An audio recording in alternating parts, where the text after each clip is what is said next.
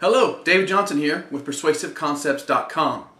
I want to take a moment to create a series of videos here to kind of answer some questions that people have been asking me over and over again. We generally call them frequently asked questions.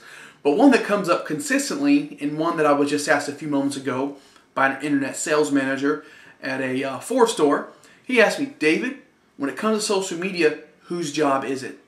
Well, the short answer is everybody's. I mean, I could ask you the same thing, but in reverse, whose job isn't it? Now, I want you to keep in mind that social media is just a new way to use an old business tool. There's nothing new about networking and building relationships. So when you ask the question, whose job is it? That's why I say everybody. By default, people think social media, internet, they think the internet sales manager. But the fact of the matter is that everybody has a role to play in social media. Everybody from a salesperson to parts department, to the service manager and service advisors. Everybody has a role when it comes to social media. I'm always fond of saying that people would rather buy from people than from a brand.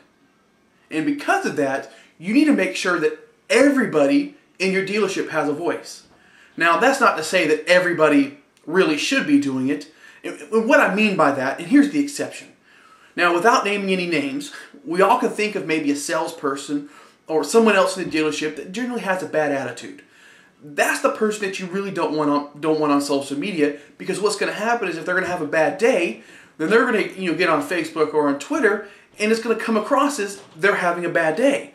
Of course, people are going to zero in on that and is going to think, wow, people at such and such dealership have a bad attitude. So those are the people we want to stay away from. And those are the people that we don't want on Facebook, that we don't want on Twitter representing the company. Now, having said that, I do want you to keep in mind that you could either harness social media in your dealership and direct it, or it's just going to run you over. Because I can tell you right now that your salespeople, your service advisors, they're already out there. They're already on Facebook. They're already on Twitter or YouTube or MySpace. They're already out there. And whether or not they are punched in and actually taking ups, they are still representing your company. They can be found. So there you have it.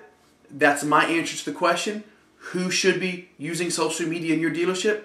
Again, my name is David Johnson, and I'm the Digital Marketing Director for PersuasiveConcepts.com. I'll see you in the next video.